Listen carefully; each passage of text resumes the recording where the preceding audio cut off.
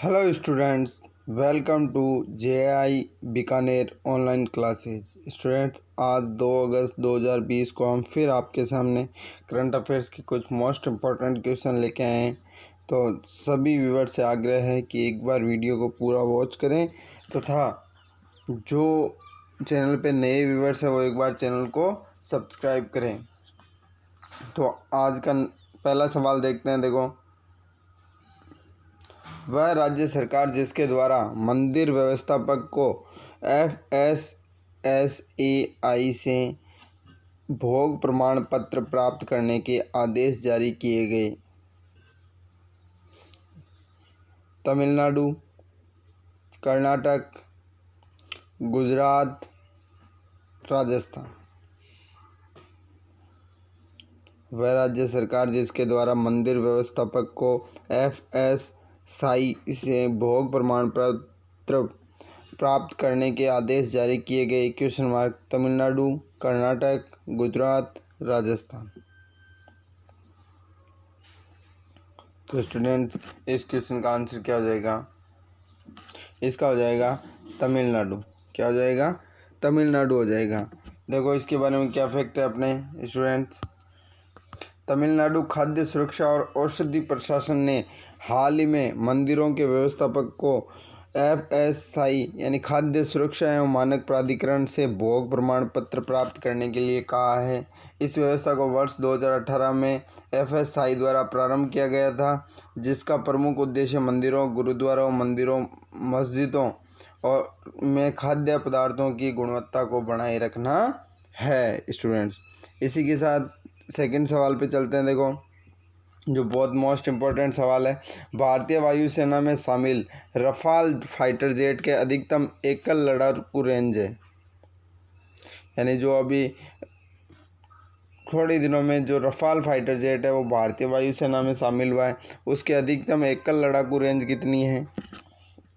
तो students, option है ए 1850 kilometre,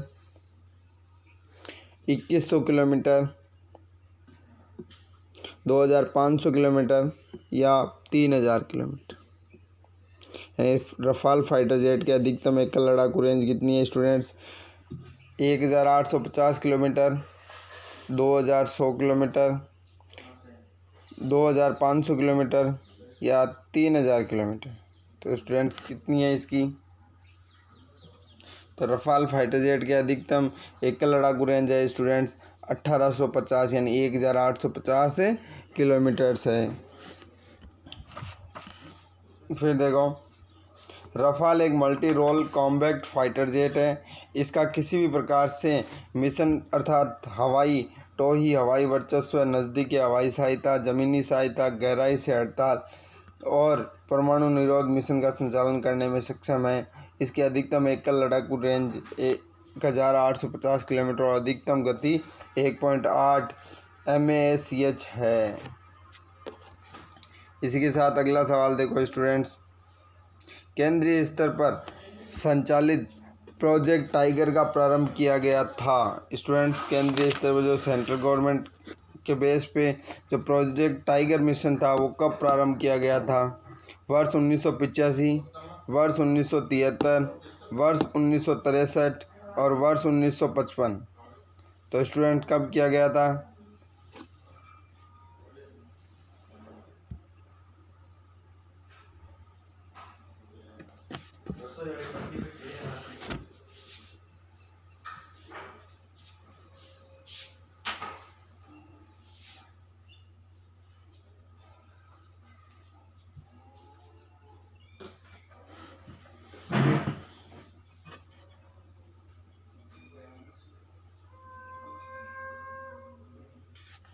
हाँ स्टूडेंट्स, कब किया गया था?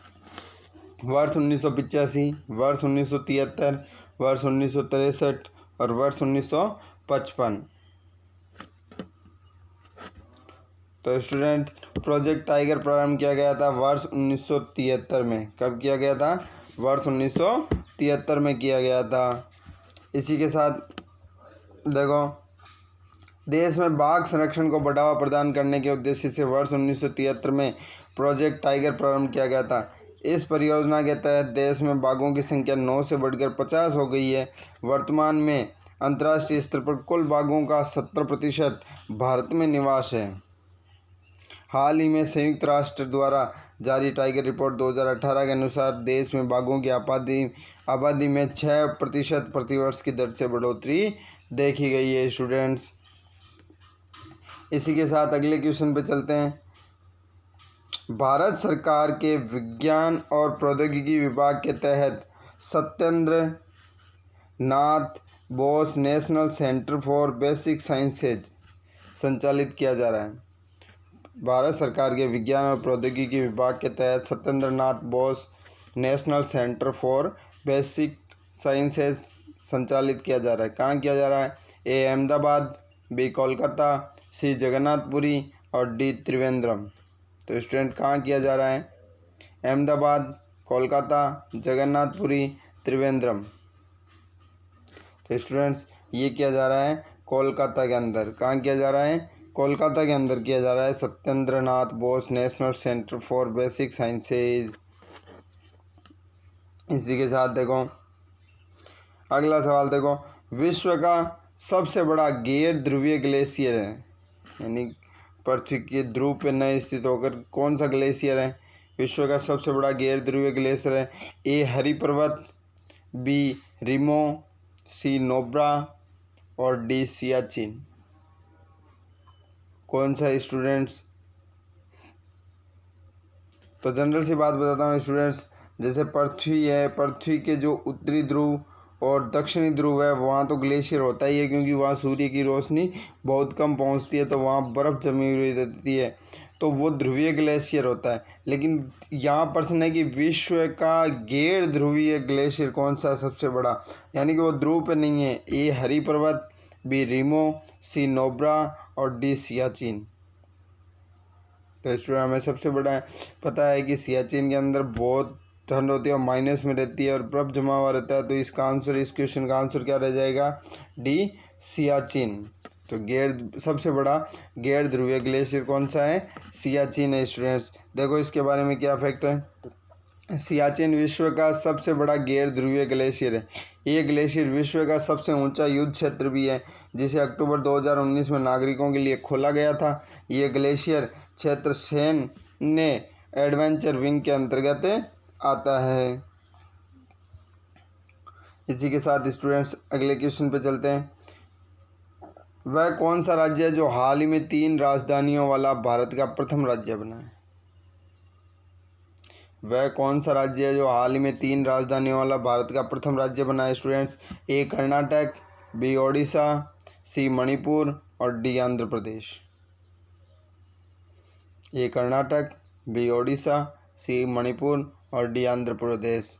यानी स्टूडेंट्स, पहले हमें पास कुछ 3 राजधानियों वाला, 2 राजधानियों वाला तो हमें पता है कि जम्मू कश्मीर था। पहले 2 राजधानियों वाला कौन था? जम्मू कश्मीर, जिसकी राजधानी जम्मू और श्रीनगर थी। स्टूडेंट्स, तो 2 राजधानियों वाला राज्य तो जम्मू कश्मीर था, और 2 स्टेट वाली एक राजधानी थी चंडीगढ़, यानी पंजाब और हरियाणा की राजधानी। लेकिन अभी हाल ही में कुछ ही दिनों पहले 3 राजधानियों वाला भारत का प्रथम राज्य कौन सा बना है, जिसकी एक राज्य की 3 राजधानियाँ, ए कर्नाटक, बी ओडिशा, सी मणिपुर और डी आंध्र प्रदेश। तो स्टूडेंट्स, इस क्वेश्चन का आंसर हो जाएगा, बहुत मोस्ट इंपॉर्टेंट है ये, देखो तो ये इसका आंसर हो जाएगा आंध्र प्रदेश। यानी कि 3 राजधानियाँ अभी हाल ही में किस राज्य की बनी है? आंध्र प्रदेश की। देखो इसके बारे में क्या फैक्ट है। 1 अगस्त 2020 यानी कि कल हाल ही में आंध्र प्रदेश 3 राजधानियों यानी 3 कैपिटल्स वाला भारत का प्रथम राज्य बन गया है। राज्य के राज्यपाल विश्वभूषण हरिचंदन ने 31 जुलाई 2020 को राज्य सरकार के 3 राजधानी वाली योजना को मंजूरी दे दी है। पाठकों को बता दें कि इस कानून के तहत आंध्र प्रदेश की 3 राजधानियाँ होगी, जिसमें आंध्र प्रदेश कार्यपालिका यानी सरकार विशाखापट्टनम से काम करेगी, और राज्य विधानसभा अमरावती में होगी, और हाईकोर्ट कुर्नूल में होगा। तो स्टूडेंट्स, 3 राजधानियाँ कौन कौन सी हो गई? विशाखापट्टनम, अमरावती और कुर्नूल, 3 जगह होगी इसकी। इसी के साथ अगले क्वेश्चन पे चलते हैं स्टूडेंट्स। हाल ही में किस शहर में भारत का पहला प्लाज्मा बैंक खुला है? तो स्टूडेंट्स, हाल ही में भारत का पहला प्लाज्मा बैंक कहाँ खुला है? ए भोपाल, बी मुंबई, सी दिल्ली और डी अहमदाबाद। तो कहाँ खुला है स्टूडेंट्स? भोपाल, मुंबई, दिल्ली, अहमदाबाद। तो पहला प्लाज्मा बैंक खुला है स्टूडेंट्स दिल्ली में, जिसका उद्घाटन दिल्ली के सीएम अरविंद केजरीवाल ने किया था अभी हाल ही में। नेक्स्ट क्वेश्चन की ओर चलते हैं। केंद्र सरकार ने हाल ही में अगले 3 साल के लिए सॉलिसिटर जनरल नियुक्त किया है, यानी कि सेंट्रल गवर्नमेंट ने हाल ही में किसे 3 साल के लिए अगले सॉलिसिटर जनरल नियुक्त किया है? ए बलदेव नाथ, बी तुषार मेहता, सी गजेंद्र सिन्हा और डी दीपक सिंह। तो कौन होगा स्टूडेंट्स? बलदेव नाथ, तुषार मेहता, गजेंद्र सिन्हा, दीपक सिंह।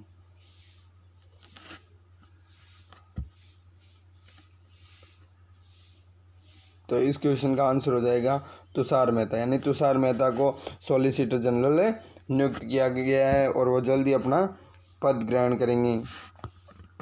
इसी के साथ नेक्स्ट क्वेश्चन चलता है। कौन संयुक्त राष्ट्र के लिए भारत के अगले स्थायी प्रतिनिधि नियुक्त किए गए हैं?